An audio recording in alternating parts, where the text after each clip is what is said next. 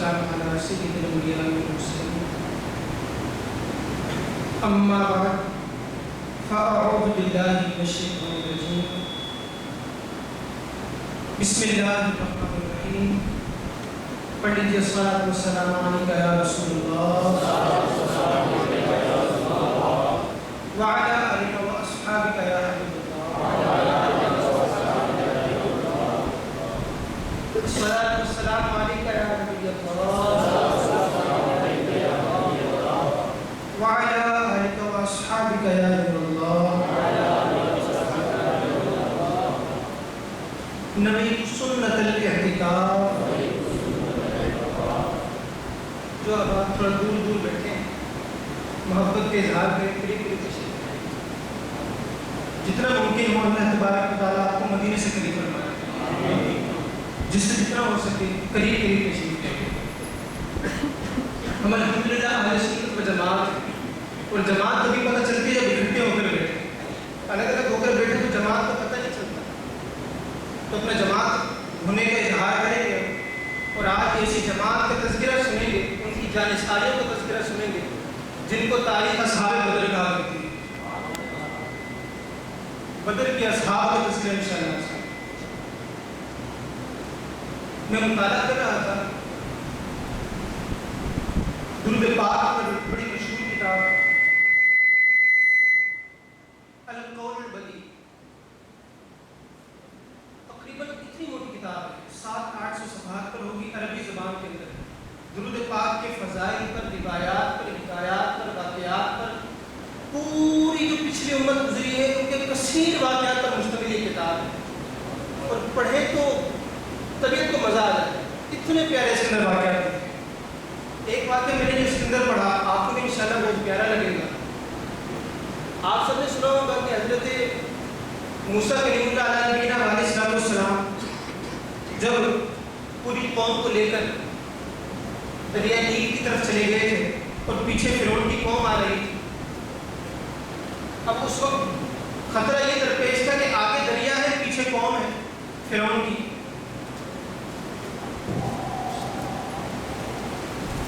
توجہ ہے آگے دریا ہے اور پیچھے فرعون کی فوج آ رہی ہے جائیں تو کہاں جائیں ایسے موقع پر حضرت موسیٰ علیہ السلام نے اپنا عصا تھا اس کو استعمال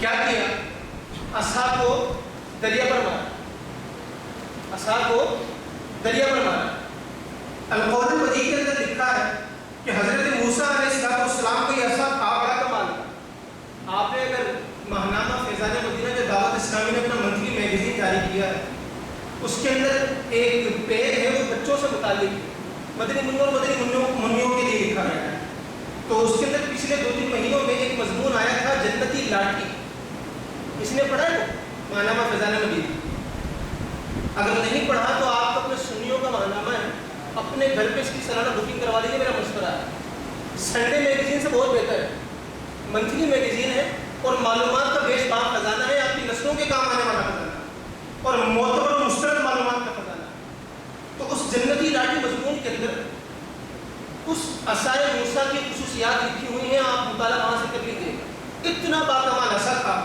حضرت موسیٰ علیہ السلام اس عصا کو دریا پر مارتے دریا نیل پر دریا پھٹتا نہیں دریا میں راستے نہیں بنتے اب حضرت موسیٰ علیہ السلام یہ دیکھیں قوم ساتھ ہے بنی اسرائیل کی پوری پریشان ہے کہ جناب کیا جائے قوم پوچھ رہی ہے جناب آگے کہاں جائے راستہ کدھر نظر آتا ہے پیچھے فرعون کی قوم آ رہی ہے حضرت کچھ کیجیے اب عصا مارا تو دریا میں راستہ نہیں دیا اسی وقت اللہ تبارک و تعالیٰ نے حضرت موسیٰ علیہ السلام کو وحی فرمائی توجہ رکھیے گا وہ وحی کیا تھی اللہ تبارک و تعالیٰ نے فرمایا یا موسیٰ صلی علی محمد فضرب العصا اے موسیٰ دریا پر عصا مارنے لگا ہے پہلے محمد پر درود پڑھ اس کے بعد تو دریا پر عصا مار میں اللہ تیرے درود پڑھنے کی وجہ سے دریا کے اندر 12 راستے بنا دوں اب روایتوں میں آتا ہے کہ حضرت موسیٰ علیہ السلام نے 18 مرات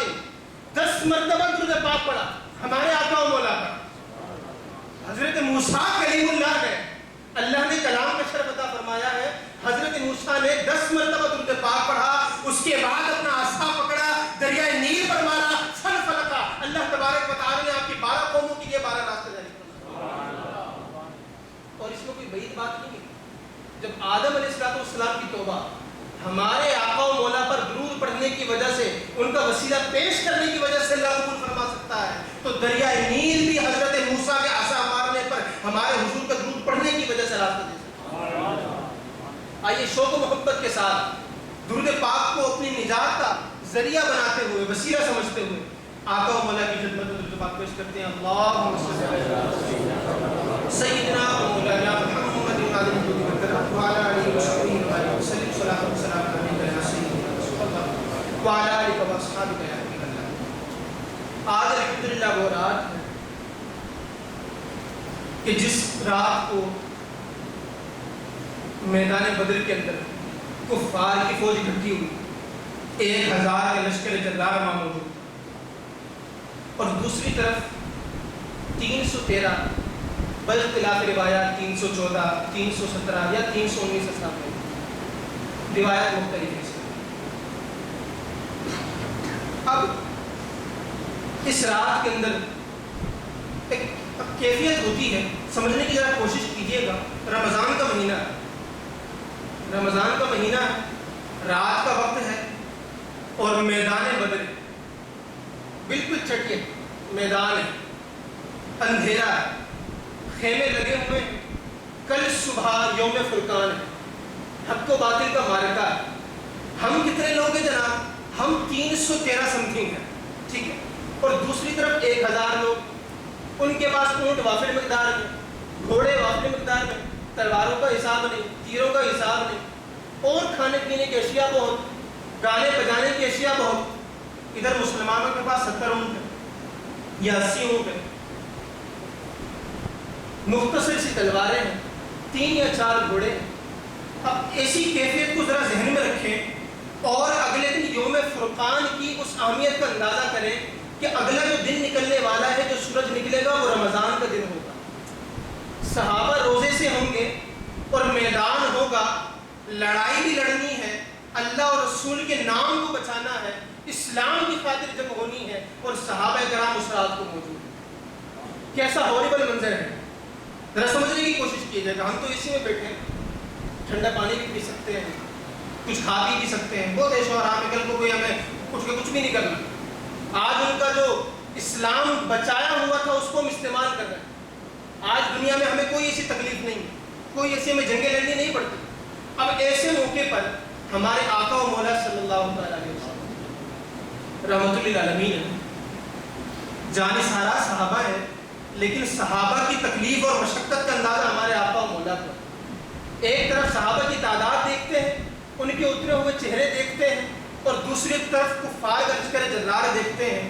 ہمارے آقا و مولا صلی اللہ علیہ وسلم اللہ کی بارگاہ میں اسی رات کو 17 رمضان کی رات کو سجدہ رہ جاتے ہیں, اللہ کی بارگاہ میں دعا کرتے ہیں, مولا کل یوم فرقان ہے, اسلام اور کفر کے مابین جنگ ہونی ہے. مولا یہ جو اصحاب ہیں اگر یہ سارے قتل ہو گئے تو زمین پر تیرا کوئی نام لیوا نہ بچے گا. مولا اسلام کو عزت عطا فرما, ہم کو کفار پر قابض فرما, کفار کو شکست عطا فرما. ہمارے آقا و مولا سجدے میں سر رکھ کر وہاں پر مناجات کر رہے ہیں. اس کے بعد آقا کریم علیہ السلام آرام فرماتے ہیں, آرام فرماتے ہیں. تو خواب کے اندر ہوتا یہ ہے کہ کفار کی تعداد بہت تھوڑی کر کر ہمارے آقا و مولا صلی اللہ علیہ وسلم کو دکھائی جاتی ہے. گویا اشارہ دیا جاتا ہے کہ 1000 کا لشکر جرار تمہیں نظر آتا ہے, یہ 1000 کا لشکر تمہارا کچھ بھی نہیں بگاڑ سکتا, تم 313 ہو کر کئی ہزاروں کے علاقوں پر پائے. اب جب فتح کا یقین ہو جاتا ہے, کیوں کہ نبی کا خواب وہی ہوتا ہے. ہمارے یہاں جیسے خواب نہیں ہوتے, وہ آج کل آتے ہیں حضرت وہ خواب دیکھا ہے, کیا جی وہ خواب میں بائک چلا رہا ہوں, خواب میں ہوائی جہاز اڑا رہا ہوں. ابھی ہوائی جہاز اگر سے ملا نہیں ہے, کچھ لوگوں نے دعوے کر رکھے ہیں ہوائی جہاز میں, پر تو ہوائی جہاز اڑا رہا ہوں. تو ایسے ہمارے یہاں خواب دیکھے جاتے ہیں, لیکن جو نبی کا خواب ہوتا ہے وہ وہی ہوا کرتی ہے, بالکل اے ٹو زیڈ ایسے ہی ہونا ہوتا ہے, ایکوریٹ ہونا ہوتا ہے. آقا مولا صلی اللہ علیہ وسلم نے جب یہ خواب دیکھا تو آپ کو فتح کا یقین ہو چلا کہ ہم کو فتح ملنی ہے. اب آقا کریم علیہ صحابہ کے ساتھ. صحابہ ڈرے سہمے ہوئے تھے, ایمان قوت تو تھی, پیچھے پلٹ کے بھاگنے والے نہیں تھے. میدان بدر میں آنے سے پہلے بھی انصار مہاجرین صحابہ نے بیک زبان ہو کر کہا تھا آقا کی بارگاہ میں کہ آقا ہم بنی اسرائیل نہیں ہیں, ہم آپ کو یہ نہیں کہیں گے کہ آپ جائیں, آپ کا اللہ جا کر ان سے لڑے, ہم اس وقت تک آپ کے ساتھ کھڑے رہیں گے جب تک ہماری جان سے آپ کی ریشہ تک نہیں نکالا جاتا. تو ایسی وفاداری کے ساتھ صحابہ موجود تھے. آقا مولا صلی اللہ علیہ وسلم خواب دیکھنے کے بعد چند صحابہ کرام کو ملتے ہیں اور جنگ کے مقام پر تشریف لے آتے ہیں. اب ذرا عقیدہ سنیے گا, جنگ کے مقام پر تشریف لاتے ہیں, ہاتھ میں چھڑی ہوتی ہے, ہاتھ میں چھڑی ہوتی ہے, رات کا وقت ہے. صحابہ کرام علیہ رضوان کو حضور لے کر جنگ کے مقام پر آ گئے اور چھڑی کے ذریعے حضور نے نقشے بنانا شروع کر دیے. چھڑی کے ذریعے حضور نے نقشے بنانا شروع کر دیے.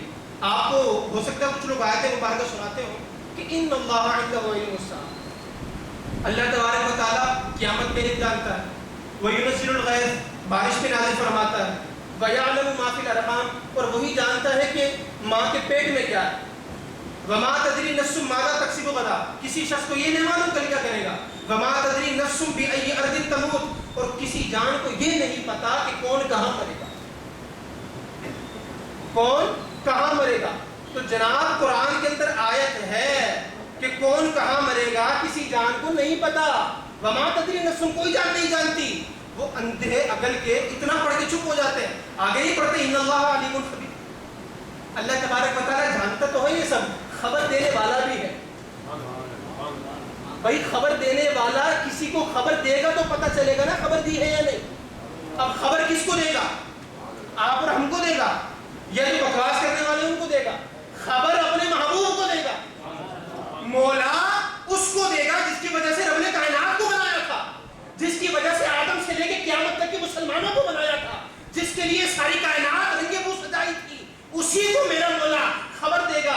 تو اب میدان بدر کے اندر اس آیت کا جواب دیکھو کہ آیت سمجھنے میں غلطی ہو چکی تم سے, ایرو گیرو نتھو گیرو کو نہیں پتا.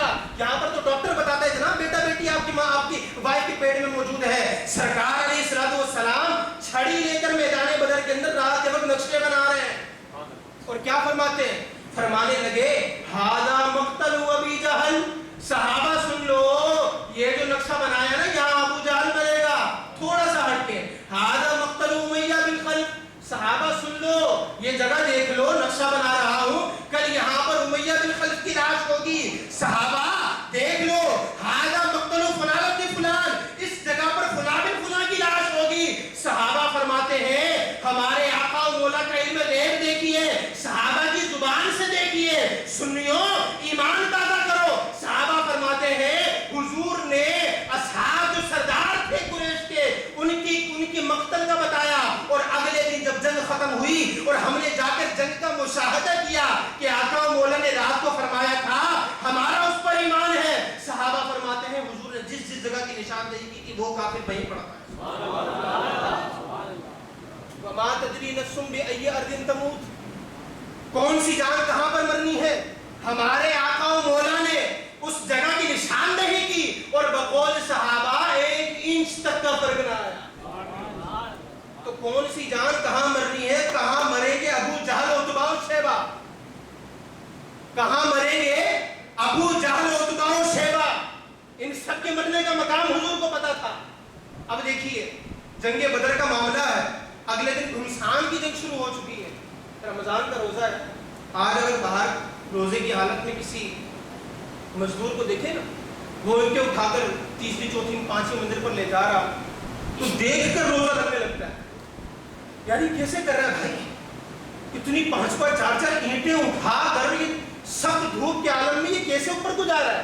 اب ہمارے صحابہ کرام علیہم رضوان کفر و اسلام کی جنگ لڑ رہے ہیں, ہاتھوں میں بھاری بھاری تلواریں ہیں, ان کی روزے کی حالت میں ہے, اور ہمارے آقا و مولا کو حصار میں لیا ہوا ہے اور دیوانہ وار کفار کی گردنیں قلم کرتے پھرتے ہیں. ایسی حالت کے اندر لڑتے لڑتے حضرت عکاشہ بن محصن کی تلوار ٹوٹ جاتی. میں آپ کے سامنے اصحاب بدر کے کچھ احوال بیان کر رہا ہوں, اور ان اصحاب بدر کی نظریہ آپ کے سامنے بیان کر رہا ہوں کہ اصحاب بدر کا خالی نام جپنے سے کچھ نہیں ہوتا. ہم وہ لوگ ہیں جو اصحاب بدر کا نام بھی جپتے ہیں, ان کے نام کو لیے وسیلہ بھی بناتے ہیں اور ان کی سیرتوں پر عمل پیرا ہو کر بھی دکھاتے ہیں۔ اب عکاشہ بن محصن رضی اللہ تعالیٰ بڑے جلیل قدر صحابی ہیں، لڑتے لڑتے ان کی تلوار بیچ میں سے کریک ٹوٹ گئی، بریک ٹوٹ گئی۔ اب یہ دیکھو جناب، جنگ کا عالم ہے اور برابر میں افراتفری ہے، بالکل پتہ نہیں کون کیا ہے اور بس لڑے جا رہے ہیں۔ اب ایسی کیفیت میں حضرت عکاشہ بن محصن کی تلوار ٹوٹ جانا، گویا یوں سمجھ لیں آج کے دور میں اگر کوئی جنگ ہو رہی ہو اور گولیاں ختم ہو جائیں یا بم ختم ہو جائے، اس کو بندہ کیا کرے گا؟ بم ڈھونڈے گا، گولی ڈھونڈے گا، یا کسی بندے کو ڈھونڈے گا فلاں سے رابطہ کرو یا کوئی بندوبست تو کرو میرے لیے۔ اب اس حالت کے اندر عکاشہ بن محصن رضی اللہ تعالیٰ عنہ کا عقیدہ دیکھیے، نظریہ دیکھیے اور اپنے ایمان کو تازہ کیجیے۔ عکاشہ بن محصن رضی اللہ تعالیٰ عنہ میدان بدر کے اندر آقا کو ڈھونڈنے لگ جاتا، ارے بھائی برابر میں گردنیں گر رہی ہیں، تیر پڑ رہے ہیں، زخم سے چور چور ہیں صحابہ کفار بھی، ایسے موقع پر تلوار نہیں ہے تو عکاشہ بن محصن سرکار کو ڈھونڈ رہے۔ کیوں؟ عقیدہ تھا کہ مشکل کشا ہے، مشکل آن پڑی ہے، کفار کا سر قلم کرنا ہے، تلوار ٹوٹ گئی ہے، آقا مولا انتظام کر دیں گے۔ عکاشہ بن محصن رضی اللہ تعالیٰ عنہ ذرا غور سے توجہ رکھیے گا، اور سرکار کی بارگاہ میں حاضر ہو کر عرض کرتے ہیں یا رسول اللہ میری تلوار ٹوٹ گئی ہے، میری تلوار ٹوٹ گئی ہے یا رسول اللہ، لڑتے لڑتے تلوار ٹوٹ گئی ہے۔ ہمارے آقا و مولا صلی اللہ علیہ وسلم کس قدر شفیق ہے، انداز دیکھو یار، معجزہ دکھانے کا بھی انداز دیکھو، صدقے والے ہو جائے انسان، کیا ذات ہمارے آقا و مولا کی ہے صلی اللہ علیہ وسلم۔ عکاشہ کو کہتے ہیں عکاشہ تلوار ٹوٹ گئی ہے، کھجور کی ایک شاخ، توجہ ہے، کھجور کی ایک شاخ دیکھیے کبھی کسی نے کھجور کی کوئی شاخ، ماشاءاللہ بزرگ تشریف فرمان والے دیکھیے، کھجور کی شاخ ایک معمولی سی لکڑی جو شاید بچہ بھی یوں کرے تو ٹوٹ جاوے، بچہ یوں کرے ٹوٹ جاوے، تلوار نہیں توڑ سکتا۔ آپ میں سے ہم میں سے کوئی بھی آج کل اتنی طاقت ہمارے اندر نہیں ہے، ہم نے دیسی چیزیں کھاتے ہیں، ہمارے یہاں تو جو چیزیں ان کا ہونے کا بھی حساب نہیں ہے، ہم دودھ پیتے ہیں پتہ نہیں ہم کیا پیتے ہیں، ہم گوشت کھاتے ہیں پتہ نہیں کس کا کھا جاتے ہیں، پتہ نہیں کتنے کتنے گدھے کھا گئے ہوں یا کتنے کتنے کیا کچھ کھا گئے ہوں، نہیں پتہ حساب ہو۔ لیکن اس دور میں تلوار ٹوٹی، اب صحابی کو ہمارے آقا صلی اللہ علیہ وسلم کھجور کی شاخ دے رہے، کھجور کی شاخ پتلی سی ڈنڈی ہاتھ کے اندر، آقا تلوار ٹوٹ گئی، یہ لکڑی کیا کر لے گی، لکڑی سے کیا کروں گا؟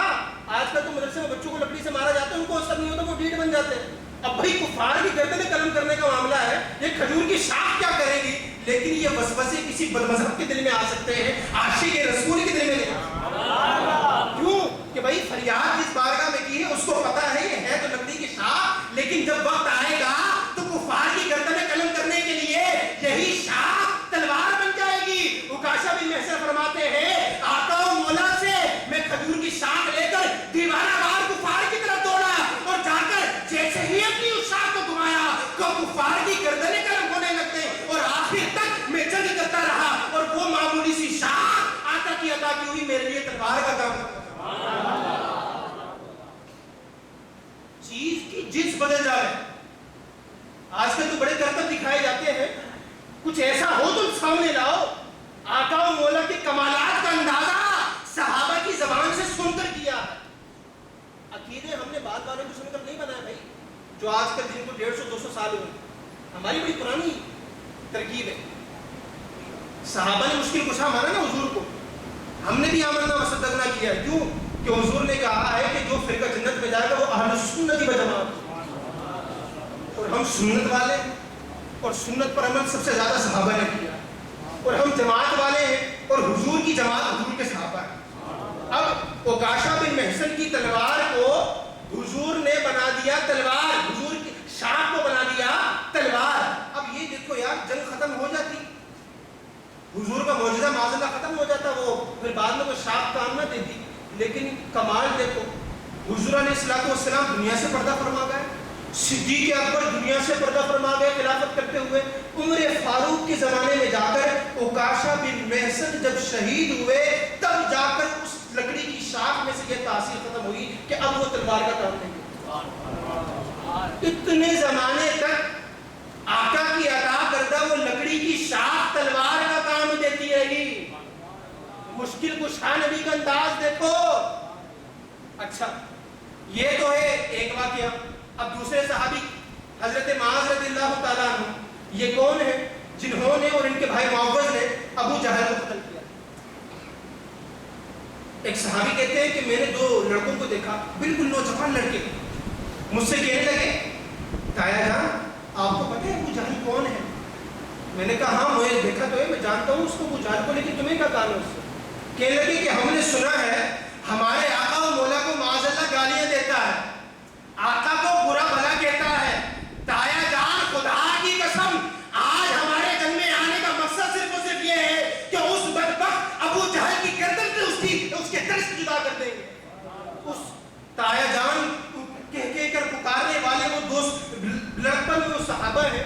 اب وہ صحابی کہتے ہیں کہ جب میں نے ان کو یہ انداز دیکھا نا تو میں خود بڑا پریشان ہو گیا کہ یار ایسا جذبہ آقا و مولا کی عزت و ناموس پر قربان ہونے کا آج ہمارے سامنے گستاخیاں کی جاتی ہیں. کہا یہ جاتا ہے جناب برداشت کیجئے، مسلمان تو امن پسند ہوتا ہے. ارے حضرات امن پسند ہوتا تو جنگ بدر ہوتی کیوں؟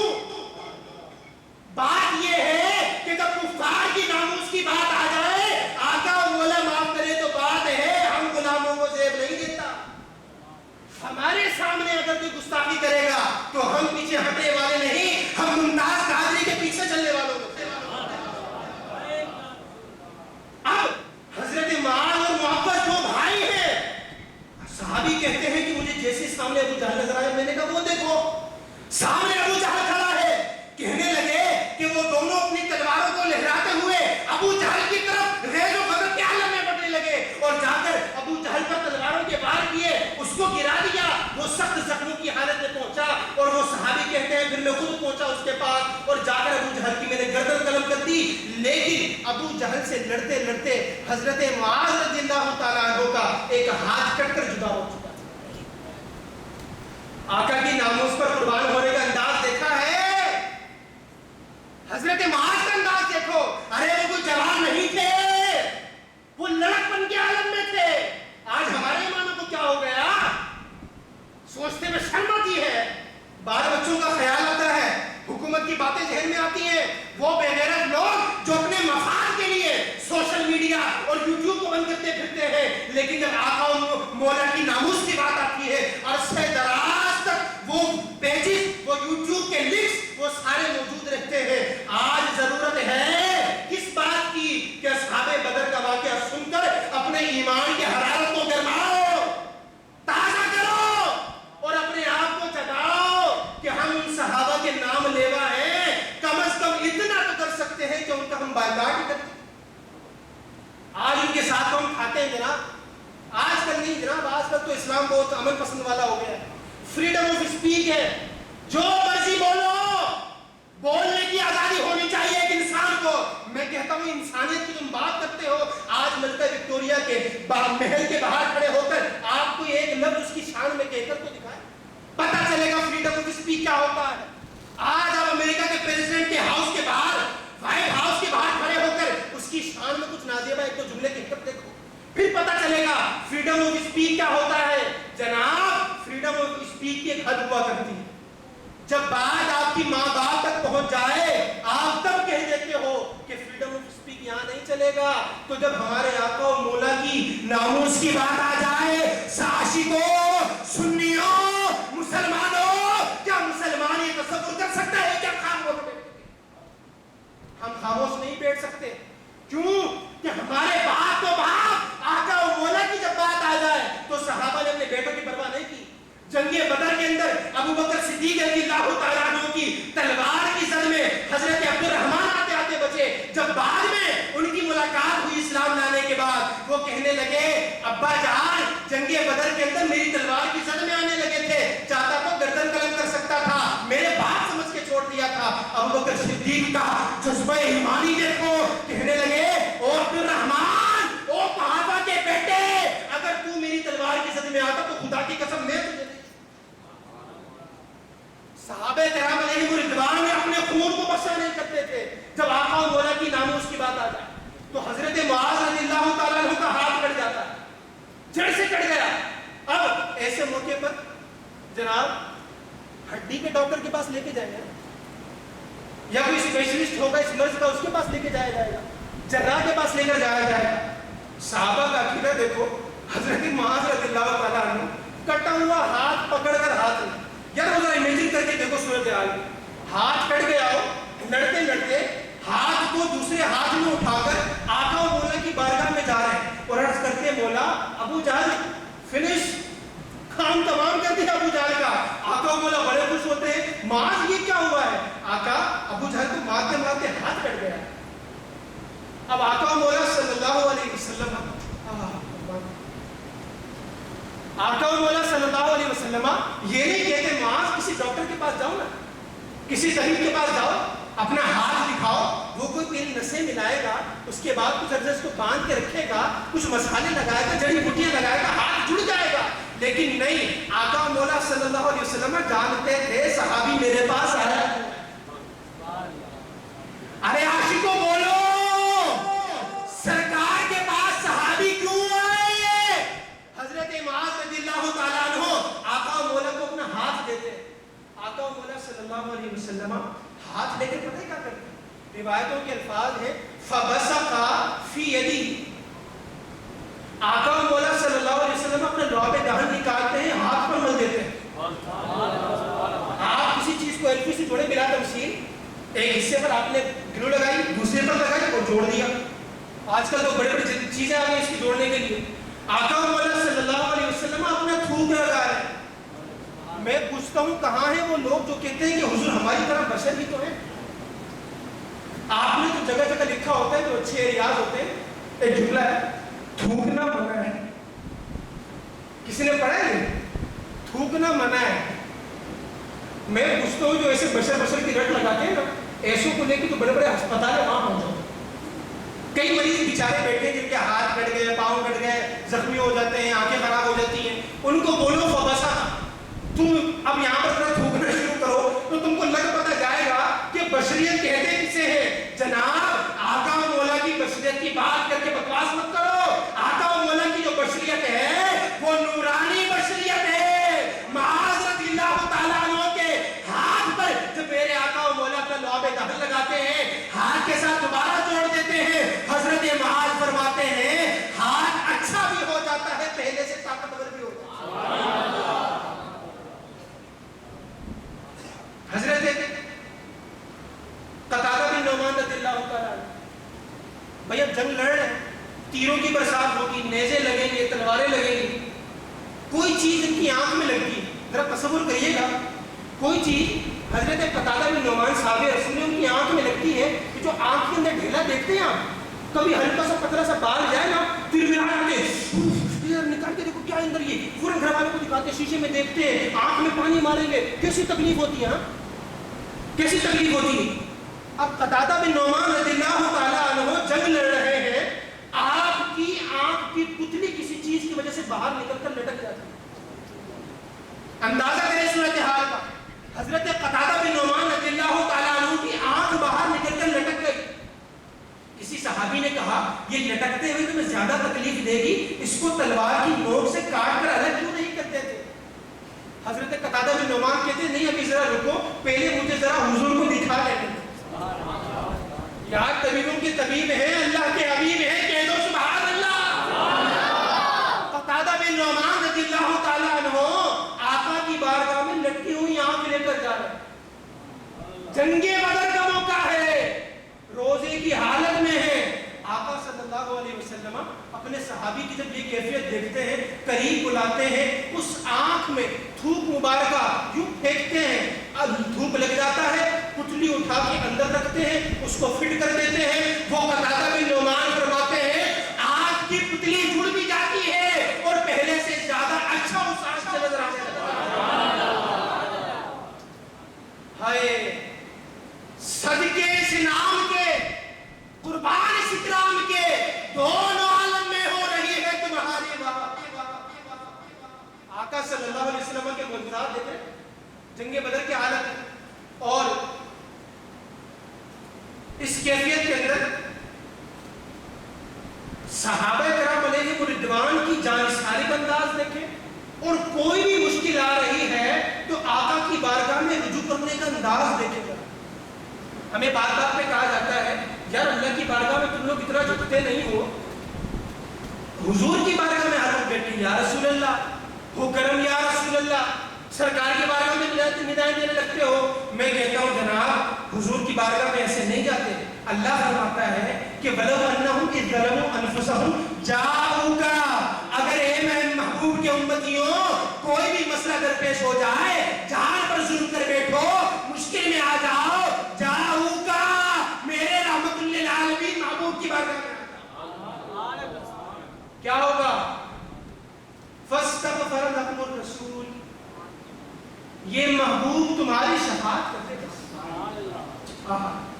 آج کل نوکری وغیرہ کے لیے بڑی سفارشیں کروائی جاتی ہیں، اسکول میں داخلوں کے لیے بھی سفارشیں کروائی جاتی ہیں، کوئی جاب کے اندر کوئی عہدہ حاصل کرنا ہو تو بھی سفارشیں کروائی جاتی ہیں، لیکن اللہ فرماتا ہے کہ محبوب کے امتیوں کی ہر مشکل آسان ہوگی، فرق اتنا یہ ہے سفارش میرے مصطفیٰ کے لیے۔ ارے مجھے بتاؤ، ارے ہمارے آقا سفارش کب کریں گے؟ جو ہم انہیں پکار کر یا رسول اللہ کہیں گے۔ نعرہ رسالہ، نعرہ رسالہ، نعرہ رسالہ۔ ہم آقا مولا کی بارگاہ میں درود پاک پیش کریں گے، آقا سے استغاثہ کریں گے، سرکار کی جانب متوجہ ہوں گے۔ صحابہ کا عقیدہ دیکھو یار، ہاتھ کٹ گیا، زخم جسموں پر آ رہے ہیں، آنکھ لٹک کر نکلنے کو آ گئی، صحابہ کرام چاہتے تو وہیں پہ کھڑے کہ اے اللہ آنکھ میری واپس لگ جائے، اے مولا میرا ہاتھ واپس جڑ جائے، کہہ سکتے تھے، اور اللہ اس پر قادر بے شک، ہمارا عقیدہ ایمان ہے، لیکن ایک طریقہ رب نے رکھا ہے کہ وہ مصطفیٰ کو وسیلہ بناتا۔ میں پوچھتا ہوں، کہتے ہیں جناب حضرت مریم کے حضرت عیسیٰ ہوئے بغیر باپ کے ہوئے، یہ مزارات پر جا کر کیوں دعائیں مانگتے ہو؟ عبداللہ شاہ قاضی رحمۃ اللہ علیہ، یا بابا اولاد نہیں ہوئی اتنے سال ہو گئے، 10 سال ہو گئے، 5 سال ہو گئے شادی کو، آپ اللہ کی بارگاہ میں سفارش کر دیجیے اولاد ہو جائے گی، کیوں جاتے ہو مزارات پر؟ اللہ دینے پر قادر ہے، اللہ ویسے ہی دے دے گا۔ میں کہتا ہوں اچھا ہمارا بھی ایمان ہے، حضرت عیسیٰ بغیر باپ کے ہوئے تھے، ان کے بعد کون ہوا؟ ان کے بعد کون ہوا؟ نہیں ہوا، کوئی بھی نہیں ہوا، سارے بات ایک وسیلے کے ذریعے شروع چلتے آ رہے ہیں نا، شادیاں ہوتی ہیں پھر اولادیں ہوتی ہیں۔ بھائی ایک مثال نمونہ دکھا کر یہ بتانا مقصود تھا، او بندو قدرت میری یہ ہے لیکن میرا طریقہ یہ ہے، میں وسیلہ پسند کرتا ہوں، میں وسیلہ پسند کرتا ہوں، تمہاری مشکلیں ایسے ہی آسان کر سکتا ہوں، مگر میں یہ بھی کہتا ہوں کہ ابتغوا الیہ الوسیلہ، میری طرف وسیلہ تلاش کرو۔ اب جنگ بدر کے عالم کے اندر دیکھیے صحابہ کرام کی جانثاریاں، اور اس کے بعد جب جنگ بدر ختم ہوتی ہے سارے معجزات و کمالات دیکھ لیے گئے، اب اس کے بعد کفار مکے میں جمع ہوئے میں عمیر بن وہب موجود ہے، صفوان بن امیہ موجود ہے۔ عمیر بن وہب رو رہے ہیں کہ ہمارے سردار میدان بدر کے اندر قتل کر دیے گئے، اب ہمارا کیا ہوگا؟ خدا کی قسم اگر میرے اوپر قرضہ نہ ہوتا تو میں جاتا اور معاذ اللہ محمد کو قتل کر دیتا۔ صفوان بن امیہ دونوں بیٹھے میں گپ لگا رہے ہیں، گفتگو ہو رہی ہے، صفوان بن امیہ کہتا ہے تیرے گھر والوں کا خرچہ میں اٹھاتا ہوں، تیرا سارا قرضہ میں ادا کروں گا، یہ لے تلوار، بالکل بے فکر ہو کے جا مدینے اور جا کر معاذ اللہ محمد کا خاتمہ کر کے آ۔ اب حضرت عمیر بن وہب تلوار لے کر تلوار لٹکائے مدینے آ رہے ہیں۔ اب جیسے ہی مدینہ آئے نا مسجد نبوی میں داخل ہوئے، صحابہ کرام خوشباش موجود تھے، میدان بدر کی فتوحات کی باتیں چل رہی تھیں، بڑا خوشیوں کا سما تھا، آقا صحابہ کے جھرمٹ میں وہ شمع رسالت کا پروانہ تشریف فرما تھا، تو حضرت عمر فاروق رضی اللہ تعالیٰ عنہ مسجد نبوی کے اندر حضرت عمیر بن وہب کو داخل ہوتے دیکھتے ہیں، ابھی انہیں ایمان نہیں لائے اور معاذ اللہ حضور کے خاتمے کے لیے آئے۔ حضرت عمر فاروق رضی اللہ تعالیٰ عنہ مسجد کے اندر کھڑے ہو کر، کیونکہ کافر پسند نہیں، آقا کی شان میں گستاخی کرنے والا پسند نہیں، کہنے لگے یہ کتا کہاں سے آ گیا، اس کتے کو باہر نکالو، یہ کتا کہاں سے آ گیا، اس کتے کو باہر نکالو۔ اب وہ قریب آتا ہے، صحابہ کرام غیظ و غضب کے عالم میں ہیں، تلواروں پر ہاتھ رکھا ہوا ہے کہ ایک نکال کے دیں گے گردن قلم ہو جائے گی۔ وہ کہنے لگتا ہے میں ذرا حضور سے ملنے کے لیے آیا۔ اب بارگاہ رسالت میں عمیر بن وہب آتے ہیں اور آ کر کہتے ہیں، کھڑے ہو جاتے ہیں، سرکار پوچھتے ہیں کیوں آئے ہو؟ کہتے ہیں جناب میرا بیٹا آپ کے پاس قید ہے، اس سے ملاقات کرنے کے لیے آیا۔ اب سرکار پوچھتے ہیں کہ تم نے گردن میں تلوار کیوں لٹکا رکھی ہے بھائی؟ ملاقات کرنے کے یہ کون سا انداز ہے گردن میں تلوار لٹکا کے آیا؟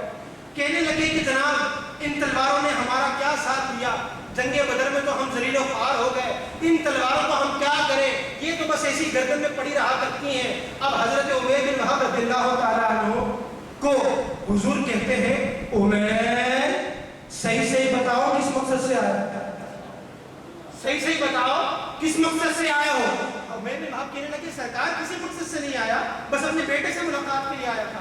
سرکار فرماتے ہیں عمیر کیا مکہ کے اندر تمہاری صفوان بن امیہ کے ساتھ کوئی میٹنگ نہیں ہوئی تھی؟ کوئی میٹنگ نہیں ہوئی تھی؟ اب وہ کہنے لگے میری اس سے کیوں میٹنگ ہوگی جناب، میرا اس سے کیا تعلق؟ سرکار کہتے ہیں تم نے کہا تھا اگر مجھ پہ قرضہ نہ ہو تو میں معاذ محمد کا خاتمہ کرتا، کہی تھی یہ بات یا نہیں؟ بولا میں حضرت ایسی بات کیسے کر سکتا ہوں؟ کہا پھر صفوان بن امیہ نے نہیں کہا تھا عمیر تلوار لو جا کے قتل کرو، تمہارے سارے قرضے کا ذمہ اپنے سر لیتا ہوں۔ اب جب صفوان بن امیہ اور عمیر بن وہب کی درمیانی بات جو کسی نے نہ سنی تھی، عمیر بن وہب رضی اللہ تعالیٰ عنہ نے سرکار کی زبان حق کے ترجمان سے سن لی، آقا کے قدموں میں گر گئے، تلوار پھینک دی اور فرمانے لگے آقا مجھے کلمہ پڑھا کر اپنے رجحان سارا غلاموں کیوں؟ اب یہ دیکھو جناب آج ہم پہ اعتراض ہوتا ہے علم غیب کی باتیں مت کیا کرو، علم غیب صرف اللہ کو ہے۔ میں کہتا ہوں یہاں پر تو علم غیب دیکھ کر صحابہ تو ایمان قبول کر رہے ہیں۔ ابو بکر صدیق رضی اللہ تعالیٰ عنہ علم غیب کی وجہ سے مسلمان ہوئے، عمر فاروق رضی اللہ تعالیٰ عنہ کی روایت کے مطابق علم غیب کی وجہ سے مسلمان ہوئے، اور کئی صحابہ بارگاہ رسالت میں آتے رہے اور مولا چھپی باتیں بتاتے رہے، تو آقا و مولا صلی اللہ علیہ وسلم کا علم غیب ثابت ہونا تو صحابہ کے ایمان کی بنیاد تھا، صحابہ کے ایمان کی بنیاد حضور کا علم غیب ہوا کرتا تھا۔ تو آج اگر ہم اس محفل میں موجود ہیں اور دل سے آنکھیں بند کر کے آقا و مولا کی فریاد کرتے ہیں، ان کو پکارتے ہیں غلاموں ہمارا ایمان ہے ہمارے آقا آپ کی سنا نعرہ رسالت، نعرہ رسالت، نعرہ رسالت۔ مجھے میرے اسلامی بھائیوں یہ اصحاب بدر کے واقعات ہیں، ان کی جانثاریاں ہیں، ان کی عقیدے ہیں۔ آج الحمدللہ ہم ان اصحاب بدر کا نام لیوا موجود ہیں، ہم سب الحمدللہ اصحاب بدر سے محبت کرتے ہیں۔ کون کون محبت کرتا ہے؟ اصحاب بدر سے محبت کرنے والے جانثار غیور سنی موجود ہیں الحمدللہ۔ اب ضرورت صرف اتنی بات کی ہے اپنے ایمانوں کو گرمایا جائے، یا دو چیزوں کو آج اپنے پلے سے باندھ دو۔ نمبر ایک، ناموس رسالت پر کمپرومائز نہیں، بالکل کمپرومائز نہیں، ناموس رسالت پر کمپرومائز نہیں، گستاخ رسول کی ایک سزا۔ نمبر ایک۔ نمبر دو، ان صحابہ کرام نے جو عقیدے اپنائے، ان کے جو معاملات تھے ہمارے حضور کے ساتھ، جو محبتیں تھیں، ہر چیز میں آقا کی طرف رجوع تھا، یار اس عقیدے کو اپنا لو اور ان عقیدے والے افراد میں ہی بیٹھ کر اپنے شب و روز گزارا کرو۔ کیوں کہ جب ایسے محبت والے لوگوں میں بیٹھو گے نا، ہمارے اعمال تو ایسے نہیں مگر خدا کی قسم ہمارے آقا و مولا سے محبت کرنے والوں کی صحبت انشاءاللہ بارگاہ رسالت پر ہمیں سفور کر کے کامیابی دے۔ میں آپ سے مشورے دوں، اگر آپ کو قبول کرتے ہیں انشاءاللہ سرکار علیہ السلام سے محبت کرنے والوں کا اجتماع ہر جمعرات کو پرانی سبزی منڈی میں فیضان مدینہ میں ہوگا، اور دعوت اسلامی سرکار کی محبت ہی سکھاتی ہے۔ دعوت اسلامی کہتی ہے کہ اصحاب بدر سے ہمیں تو پیار ہے، انشاءاللہ اپنا بیڑا، انشاءاللہ اپنا بیڑا۔ جمعرات کو اسلامی شرکت کا اپنا معمول ہے، ہفتے کے دن مدنی مذاکرہ ہوتا ہے، اور امیر اہل سنت دامت برکاتہ العالیہ کی ذات کا فیضان ہے۔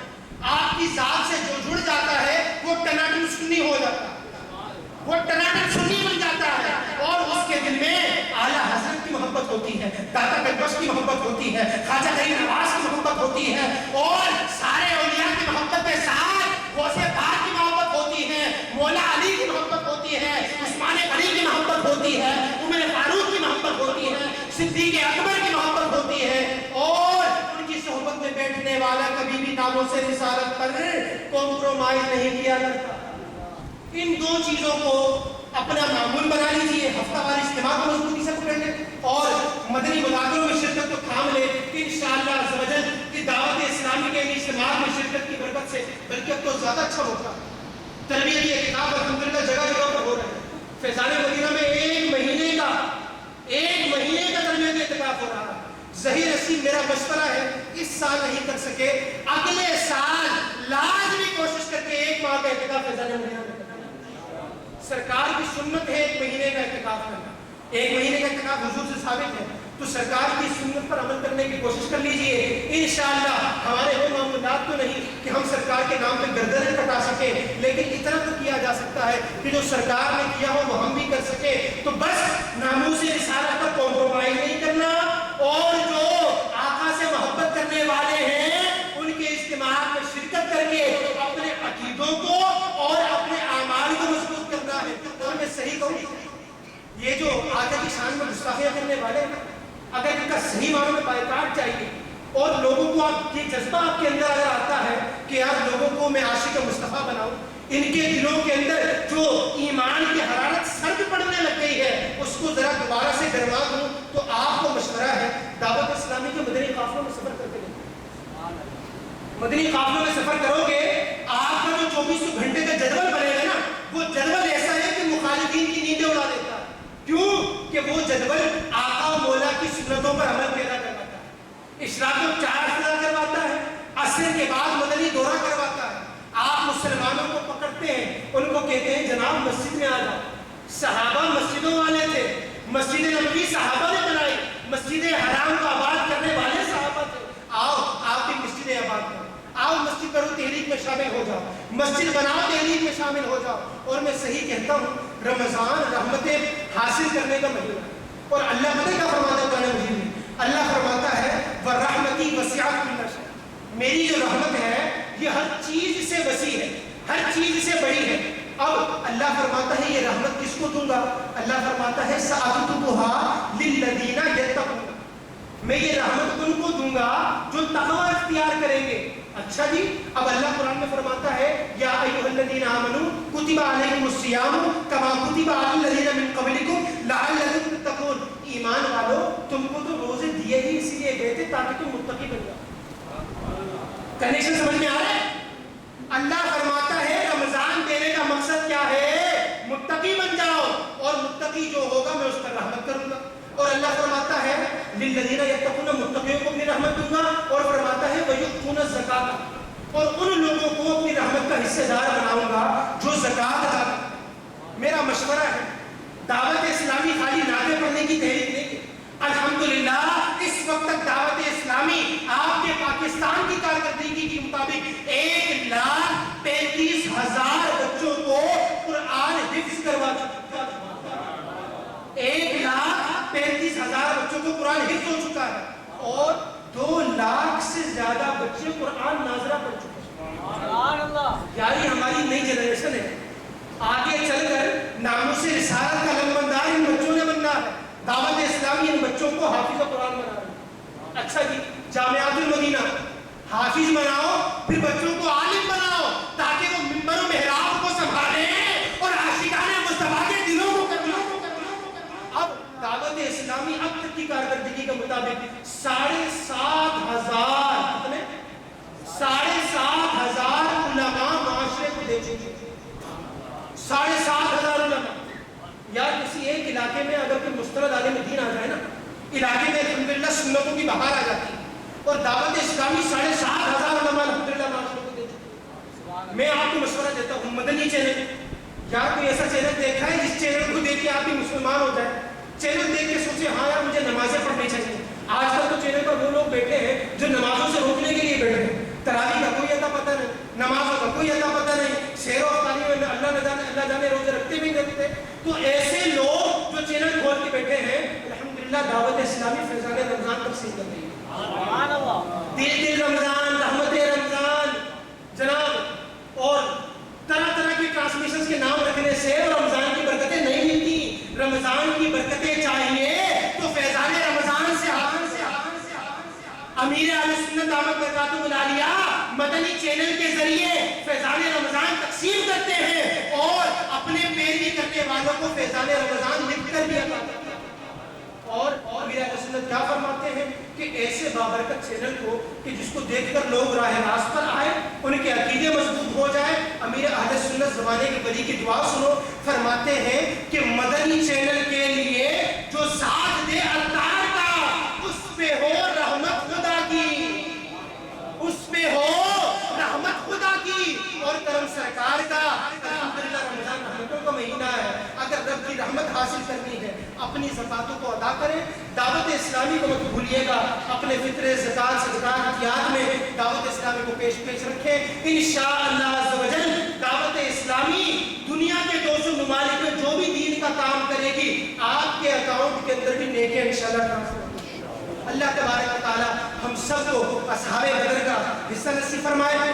روایتوں میں آتا ہے کہ جو اصحاب بدر کے نام ہے نا 313 سم تھی. اگر یہ اصحاب بدر کا نام لے کر دعا کی جائے اللہ تبارک و تعالی اس دعا کو قبول فرماتا ہے. میرے پاس سارے اصحاب بدر کے نام تو نہیں ہیں لیکن چند کے نام میرے پاس موجود ہیں. میں وہ بس چند نام لے لیتا ہوں جو شہید ہوئے تھے. وہاں پر 14 صحابہ کرام، اور ہم اس کے بعد ایک جملہ ان کے وسیلے سے اللہ کی بارگاہ میں پیش کرتے ہیں. وہ نام کیا ہے؟ وہ نام ہے حضرت عبیدہ بن حارث. کہہ دو یا رسول اللہ.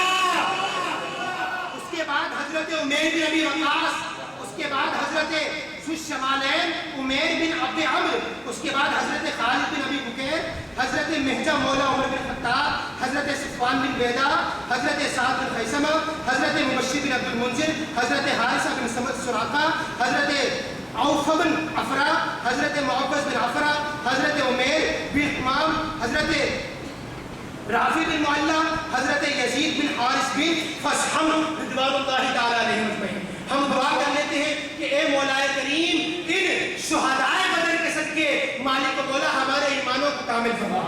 ہم سب کو اہل سنت و جماعت پر استقامت نصیب فرما. ہمارے ایمانوں کو مضبوط فرما، عقیدوں کی مضبوطی فرما. مولا ہم سب کو سرکار کے غلاموں میں شامل فرما. قیامت تک آنے والی ہماری تمام نسلوں کو سچا پکا عاشق مصطفیٰ. مولا ہم سب کا جب آخری وقت ہو ہم کو کلمہ طیبہ نصیب فرما.